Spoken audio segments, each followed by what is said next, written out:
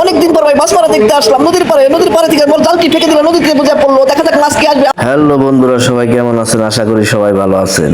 নদীর পাড়ে বসে আসছিলাম, তখন দেখি একটা ছেলে মাছ মারতেছে। মাছ মারা দেখার জন্য একটু চলে আসলাম তার কাছাকাছি।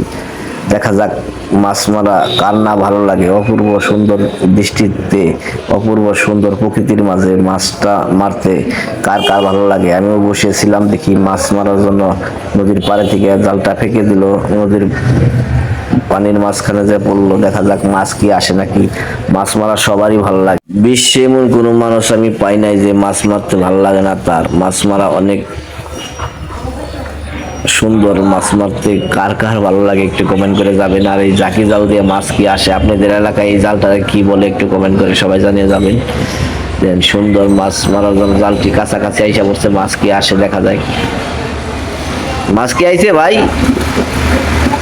না, এখানে মাছ আসে নাই। দেখা যাক আর একটা কেমন দিবে, এটার ভিডিও করবো। মাছ কি আসে, আসলে আপনাদের সরাসরি দেখাবো।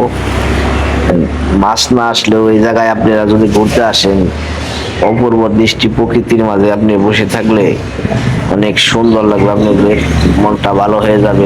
কি সুন্দর দোলেশ্বরী নদী, সাটুরিয়া, মানিকগঞ্জ, গোপালপুর, অসাধারণ। দেখেন অনেক সুন্দর সুন্দর।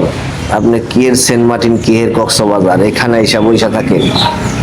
যে যেখানে থাকে তার সেখানে ভালো লাগে না। আপনার অনেক দূরত্ব থেকে মানুষ এই জায়গায় ঘুরতে আসে। এই কিছুদিন আগে একটা সিনেমার শুটিং হইলো শাকিব খানের সাথে, আর একটা জাল ফেঁকে দিয়েছে নদীর বলে, অনেক স্রোত আছে। দেখা যাক এই জায়গায় থেকে জাল উলাইতে পারবে না, না বাইটালের দিকে চলে যাচ্ছে। জালটা অনেক বাইটালে গেছে নদীর স্রোতে। দেখা যাক ও নৌকার থেকে জালটি টান দিবেন, মাছ কি আসে দেখা যাক। অনেক সুন্দর সুন্দর এই দোলেশ্বরীর মাছ। হালকা অল্প অল্প আসলেও আপনার অনেক স্বাদ। এই দোলেশ্বরীর মাছের মতো আর স্বাদ মাছ নাই।